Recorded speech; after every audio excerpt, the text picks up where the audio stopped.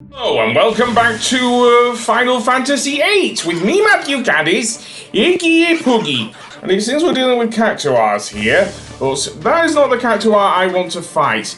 Oh no, although I don't know if you can get 1,000 needles as a blue magic for Quistis here, but no, what I'm trying to fight is a Jumbo Cactuar. Yes, this gigantic and classic version of the classic Final Fantasy enemy. Oh yes. And the thing about this guy is he can automatically kill you with 10,000 needles. Seriously. To the point where, yeah, this fight can last a while. His main weakness seems to be, well, dare I even say it? One thing you can and you should use against this guy is Meltdown. Thankfully, you can draw and cast it on Jumbo Cactuar, so yay. Automatically a good thing. As I say, summoning Leviathan, yes, that's a good thing as well. But yeah, his main attack is the 10,000 needles, though it's also the this move, the Kaplunk, that can do a lot of damage. And unfortunately, I died there. But anyway, back to Jumbo Cactuar. Indeed, he has quite a bit of HP. I think at least 100,000, I'd say. So yeah, and that can be a problem. Never mind the 10,000 needles, which always KOs you. Even if you have limit breaks enabled and invincibility in the HD version, it can still kill you because it totally negates the invincibility thing. So yeah, but for now, I'm gonna cast, of course, thing there. You can also cast slow on him. I don't know how often it works though. That's the problem. Maybe I'm going to protect here. I don't know. Especially with Zell, because he'll easily get killed by this thing. Seriously.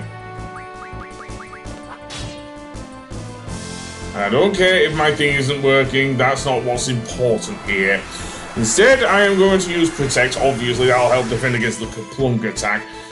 Not so 10,000 needles, but I can't do anything about that. Curaga is definitely a must, of course. Certainly. And yes, 10,000 needles can also KO your GFs, so be careful of that. Seriously. Limit breaks, I don't know, because even with something like Renzo Kugan on, dare I say, our good friend Squall, it does require a few things there. Granted, he does actually eventually use Lionheart at the end of this fight, does Squall, so that isn't too bad, I guess. As for GFs, other than Leviathan, I don't know, because, yeah, and as I say, I'm not boosting them. So let's see how much Leviathan actually does on this guy, because, yeah, he is annoying. Jumbo Cactuar. And yes, continue healing most definitely.